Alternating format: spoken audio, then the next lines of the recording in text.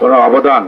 আমি গতকাল সংসদে আমাদের মাননীয় প্রধানমন্ত্রী ওনাকে মেসেজ দেওয়া হয়েছে, উনি শোক সন্তপ্ত পরিবারের সমবেদনা জানিয়েছেন এবং শীঘ্রই আজকে অবশ্যই রুম্মানকে ফোন দিবেন, ওর নাম্বার দিয়ে আসা হয়েছে।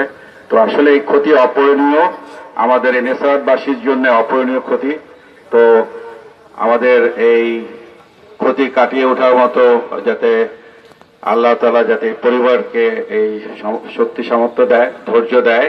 এবং আমি আজকে আমাদের এই নেসারাবাদবাসীর পক্ষ থেকে এবং পিরোজপুর জেলার নেতৃবৃন্দের পক্ষ থেকে আমি গতকালই রুম্মানের সাথে কথা বলেছি, এর আগেও কথা হয়েছে যে ওনার অবদান আমরা আজীবন মনে রাখব এবং আমরা আমাদের পিরোজপুর জেলা বিএনপির পক্ষ থেকে এবং এই নেসারাবাদ বিএনপির পক্ষ থেকে আমরা সবসময় ওয়াহিদ ভাইয়ের পরিবারের পাশে থাকব, আপনারা থাকবেন।